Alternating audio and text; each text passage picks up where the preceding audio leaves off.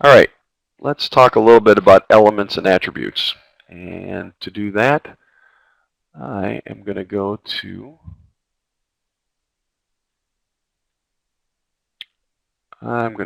a new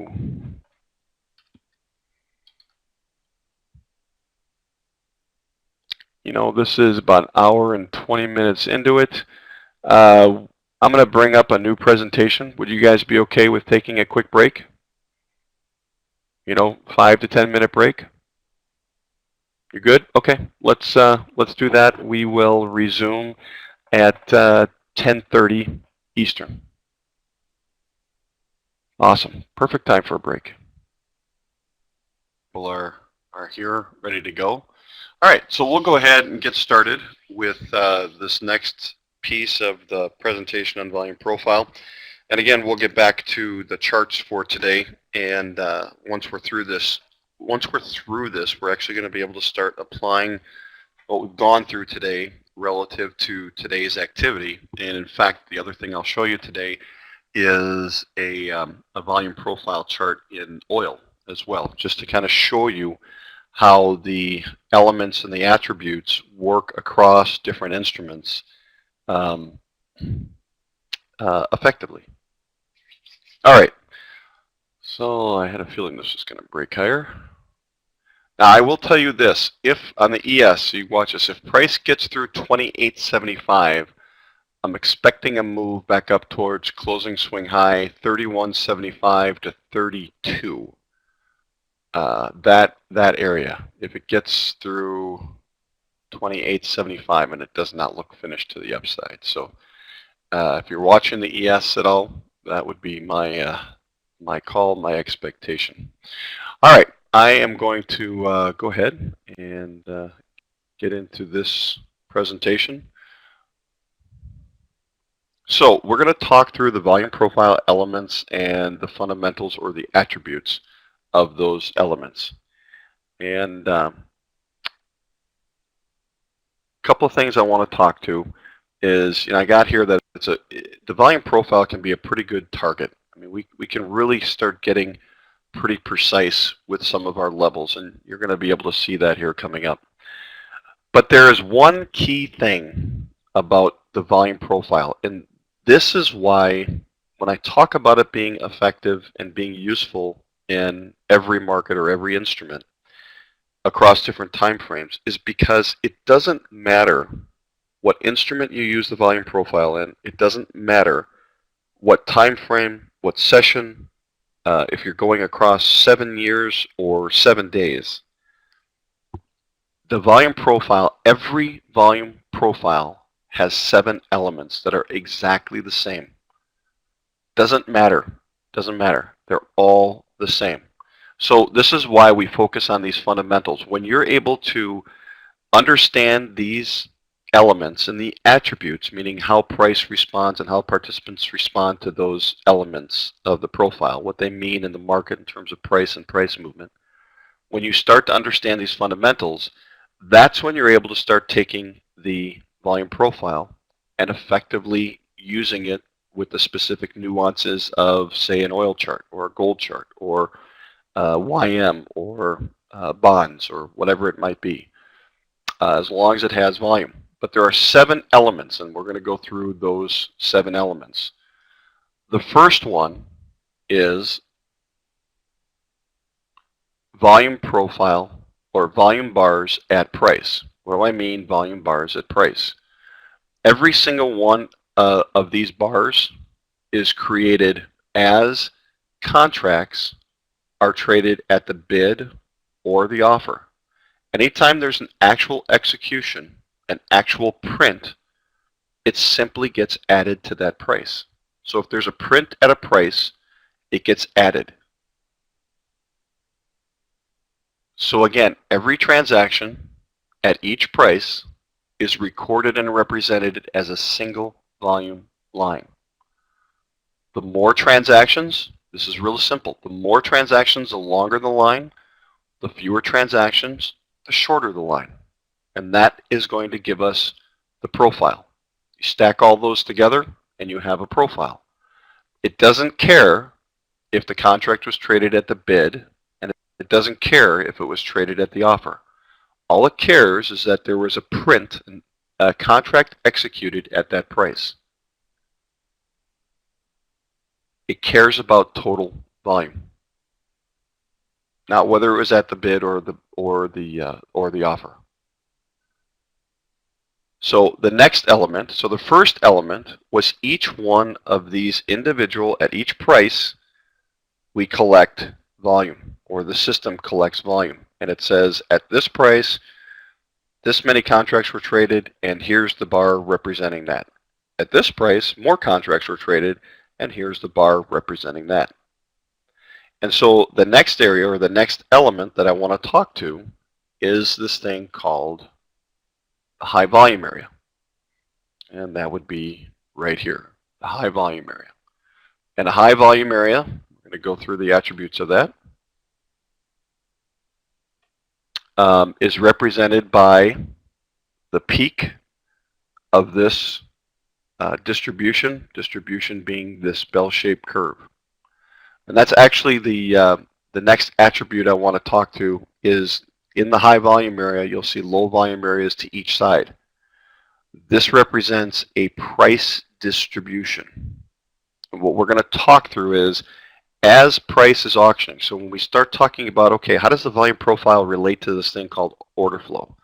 Well, when you understand what order flow is, you kind of break all this down. You understand order flow, like we talked about yesterday, is buyers and sellers exchanging contracts at the bid and the offer, right? They're exchanging contracts, bid, offer, price moves up, price moves down, price moves up, price moves down, and we get balance to imbalance. But as that progresses, and that could be progresses or develops throughout the day, as that progresses throughout the day, or over a week or a month or a year or several years, it starts to build out what's called a distribution. And that distribution will typically give us, it will naturally result in this bell-shaped curve.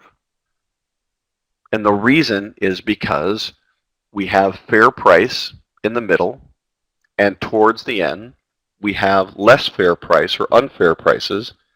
And it's the same scenario where, hey, I believe I can make money. If I'm short or long, I can make money right here. It's a fair price. I can make money. Down here, not really. So think about it. Let's say, for your own example, let's say price on the ES goes 20 points, right? You're in a trend day and it goes 20 points. 20 points to the downside. What's your thought? As a trader, you're thinking, man, this can't go on forever. Even if I get in short, how much more can I really make? Right? So as price moves lower and lower and lower, as a trader, you go, my goodness, it's already moved so far. How much more can I really make? As it moves up, except in a market that is somewhat artificially inflated, that's another time. But typically, buyers will say, okay, price has moved up, time for me to take profit. Time for me to take profit, or participants say, what? I can't make any more money. I can give you a really quick example to show this as well. And the example I like to use with people is that of Super Bowl tickets. So let's say that I'm going to auction off, I'm going to invite 100 people to an auction.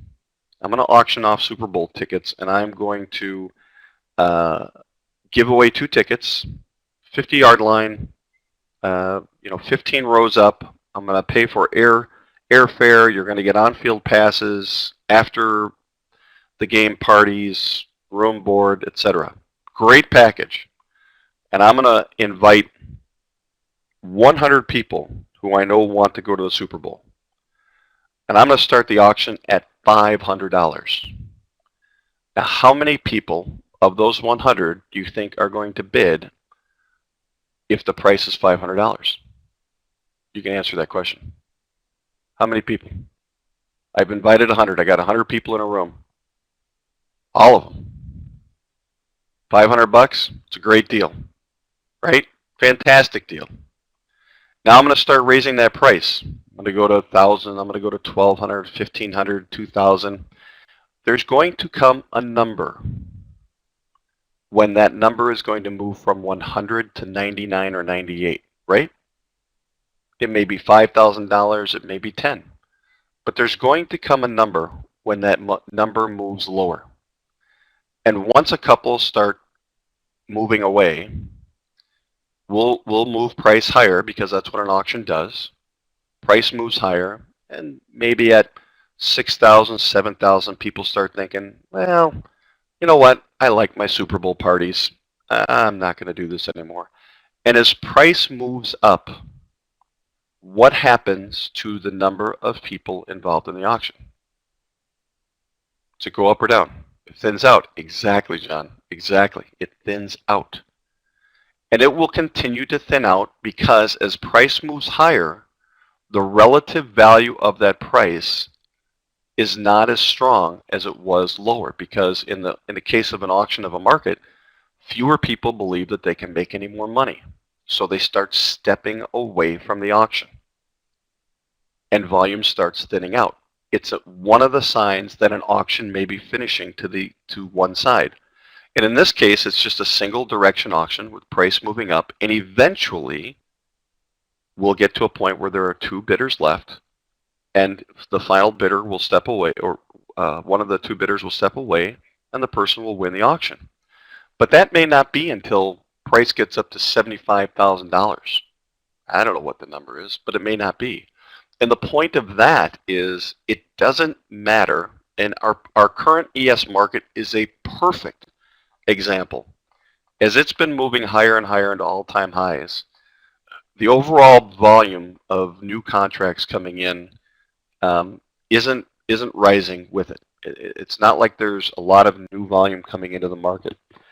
In the example of the Super Bowl tickets, it shows you that fewer participants can still take price higher and higher as long as they see value. But let me ask you now, when that last bidder wins, and the auction is over, where do 99% of those participants believe value is? Lower, right? They believe it's lower.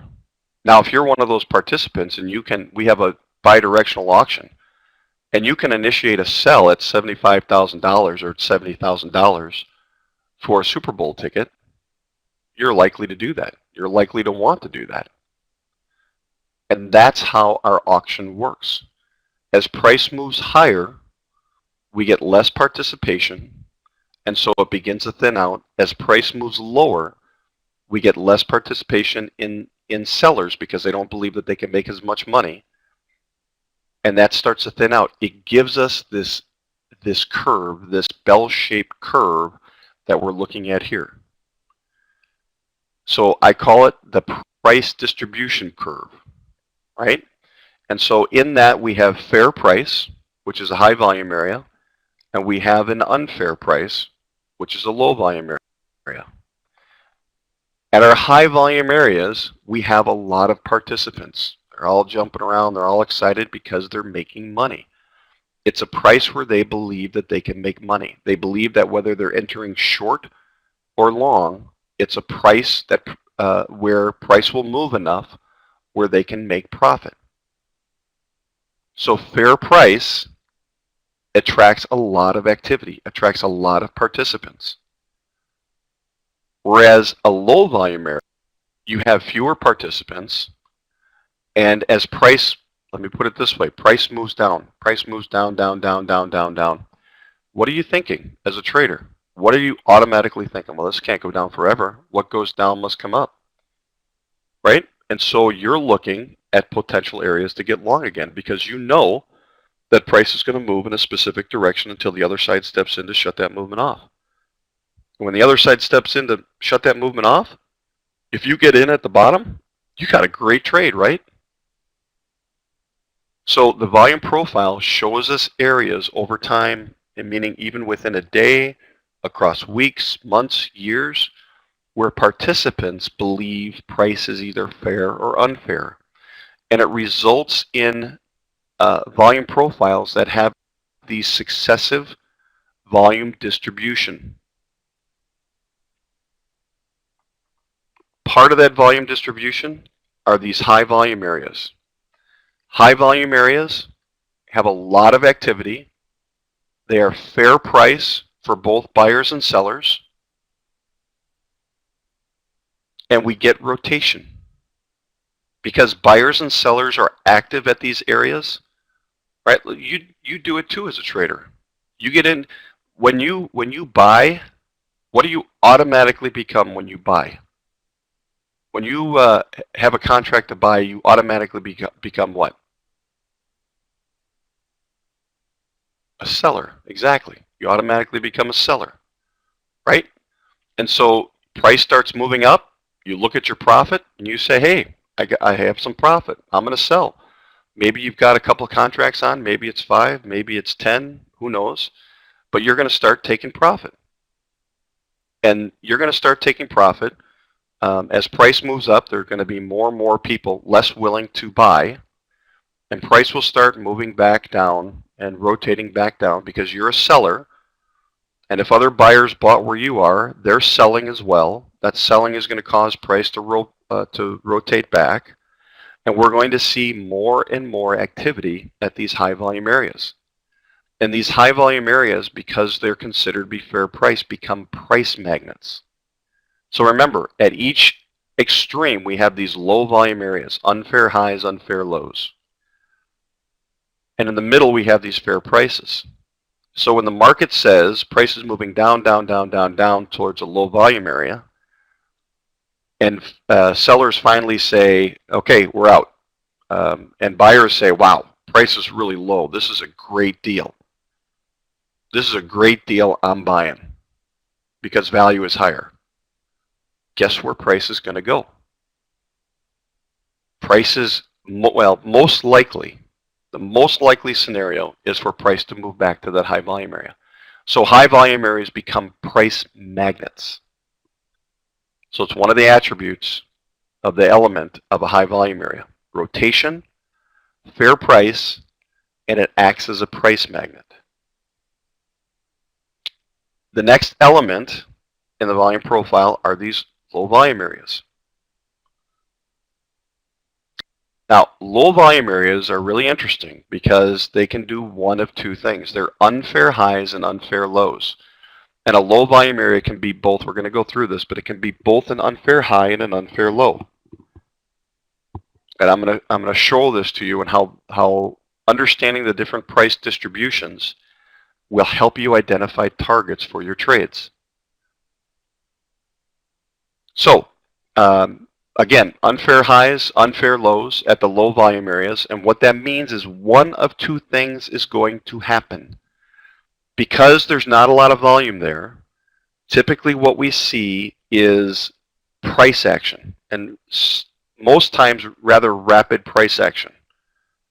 And so what happens is price gets to this point and it either hits a brick wall. Let's say price is moving up, it hits an unfair high. It's too high for the market, too high. Step away, seller starts stepping in, price starts coming back down, it moves back down to fair price. It acts as a brick wall. Or price moves up, up, up, up, comes to a low volume area, an unfair high, and buyers keep pounding, lifting the offer, lifting the offer, lifting the offer. They just keep pushing pressure, pressure, pressure. And eventually, what they need to do is throw a ton of volume at the low volume area to get price through. And it comes smashing through that low volume area. And now that level that was an unfair high, now that price is above it, is now an unfair low. And it's going to be a place where you're going to see momentum dots. You're going to see volume cluster analysis, a VCA mark there. You're going to see in the 1 minute chart, when price comes through a low volume area, the 1 minute chart, you're going to see a volume spike. Almost all the time, you're going to see a volume spike as price comes through a low volume area. Because it takes, in terms of the auction, it just takes extra volume to get, remember, we're at an unfair high. Unfair high, sellers are going, man, this is a great price. Value is lower.